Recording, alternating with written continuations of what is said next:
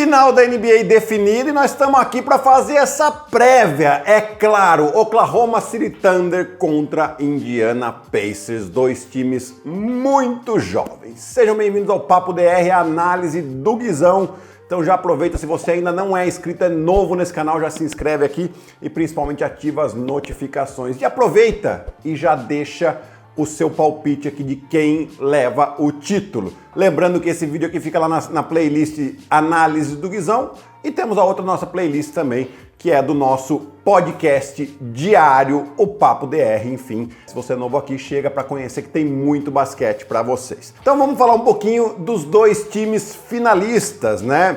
Não são surpresas, talvez o Indiana um pouco, mas o Oklahoma fez uma grande performance na temporada regular. Então nós vamos dividir o vídeo aqui em alguns tópicos, né? Como a história, curiosidades, estatísticas e a parte tática, né? Para fazer uma prévia aqui do que a gente pode esperar dessa série. Vamos começar um pouquinho com a história dos dois times, né? Lembrando que Oklahoma era o Seattle Supersonics. É a mesma franquia que se mudou para Oklahoma em 2008.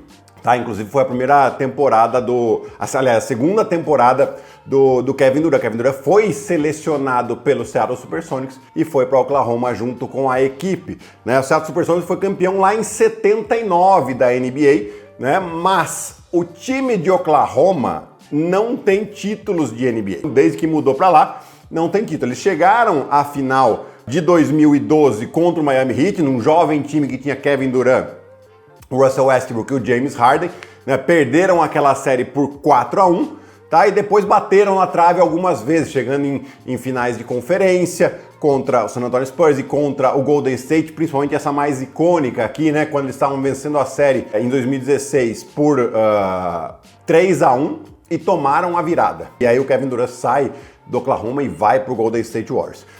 E o Indiana Pacers não tem títulos de NBA, mas tem 3 títulos da ABA. Antes tinham a NBA e a ABA, depois elas se juntaram, né? Mas esses títulos eles não são contados para a história do Indiana Pacers. Os títulos foram lá em 70, 72 e 73.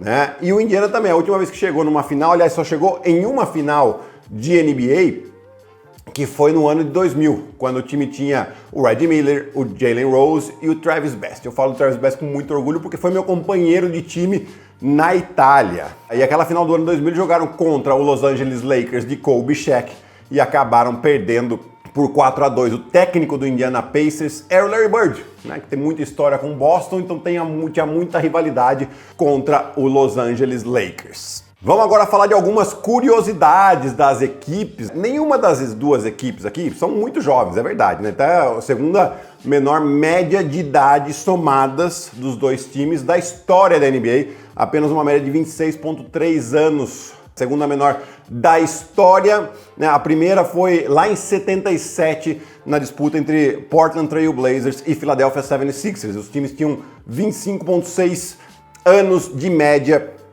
somado as duas equipes. No ano 2000, o Indiana Pacers enfrentou um time que tinha a melhor campanha da NBA, tinha o cestinha da NBA e tinha o MVP da NBA. Nesse ano aqui, Indiana vai enfrentar um time que tem a melhor campanha da NBA, tem o cestinha da NBA e tem o MVP. Aquele ano lá eles perderam. Será que vai se repetir ou eles vão ter a oportunidade de reverter um pouco essa história, né? Outra curiosidade interessante aqui, esses dois times chegaram à final da Copa NBA, esse torneio novo que a NBA inventou, né, que acaba ali logo em dezembro, é rapidinho, um torneio rapidinho.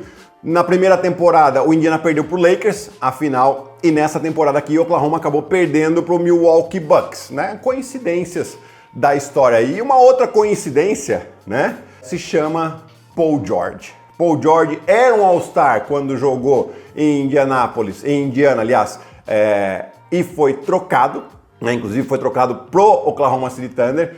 E o Paul George era um All-Star em Oklahoma quando foi trocado pelos Clippers naquela troca bombástica que trouxe o Shea para Oklahoma City Thunder. O resto é história. Então também é uma final que tem envolvido aí o Paul George, né? Se isso quer dizer alguma coisa, eu acho que só o caminho que o Paul George tomou não foi dos melhores, né?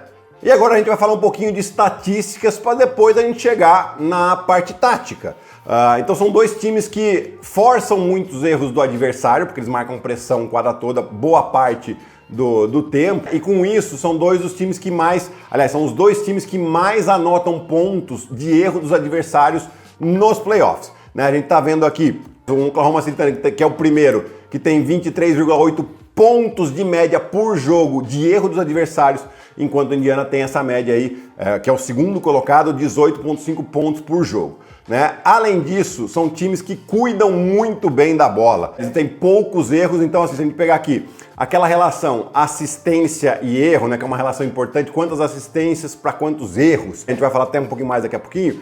Então o Thunder é o primeiro, o Indiana Pacers é o segundo dos playoffs. Percentual de turnovers por jogo, o Thunder é o primeiro, o Pacers é o terceiro, né? E turnovers por jogo, erros por jogo, o Thunder é o que menos tem e o Indiana Pacers é o terceiro que menos tem empatado. E aí a gente puxa um pouquinho pro Haliburton, porque o Haliburton é um cara que fica muito com a bola na mão, e nessa série, na última série contra os Knicks, ele foi um de 4 jogadores que teve em uma série de playoffs na história da NBA, né, a ter mais de 60 assistências e menos de 10 erros, né, que dá exatamente essa relação aí, assistência e erro muito alta, né, acima de 6, com certeza que é difícil a gente ver assim, os times que mais, que melhores têm essa relação, que são inclusive esses dois aqui, tem cerca de 2,6, 2,7 assistência para cada erro. O Haliburton teve aí mais do que 6.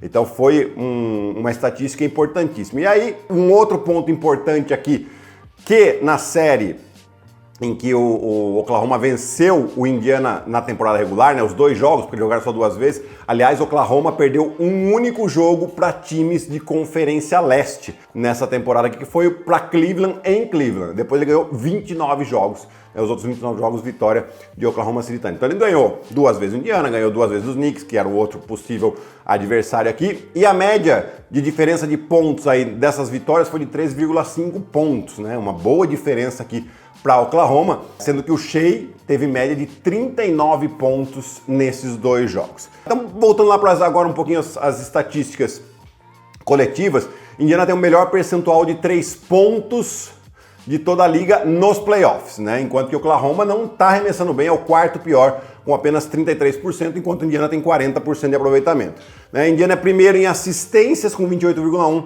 Oklahoma 25,3% é o terceiro melhor. Eficiência ofensiva, o Indiana é a segunda melhor com 117,7 pontos por 100 posse, Oklahoma é o terceiro com 115,9.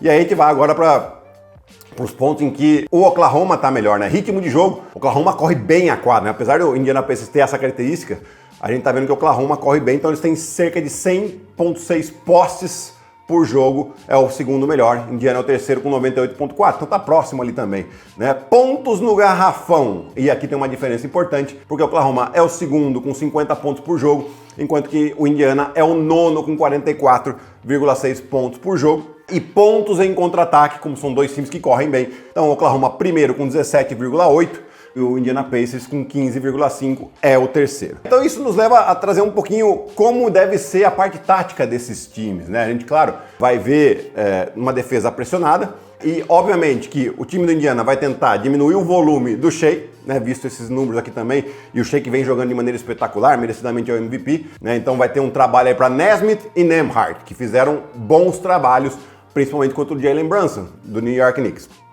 Pelo outro lado, a gente sabe que Lu Dort, Caruso, Cason Wallace vão infernizar a vida do Haliburton. A questão é que o time do Indiana, eles não jogam muito isolation, né? Ou seja, situações de 1 contra 1 onde o jogador fica com a bola na mão tentando criar situações, que é onde é o forte da defesa do time de Oklahoma, né? O Minnesota tentou fazer isso muito com o Anthony Edwards e tiveram muitos problemas porque a defesa está muito fechada, então eles se movem muito bem. Esse vai ser um ponto chave aqui na defesa de Oklahoma, né, de como eles vão parar esse ataque, porque o que eles fizeram contra Denver, fizeram contra Minnesota, né? Eles têm algum jogador que não é tão efetivo ofensivamente do adversário, eles deixam um pouco mais esse cara livre, que ele tenha volume para fechar ainda mais o garrafão. É o time que menos toma pontos no garrafão aqui de toda a liga. Contra o Indiana não dá muito para você fazer isso, que, claro, tem os jogadores que são melhores, tem os jogadores que são piores, mas todos ali têm arremesso. A gente viu o Thomas Bryant,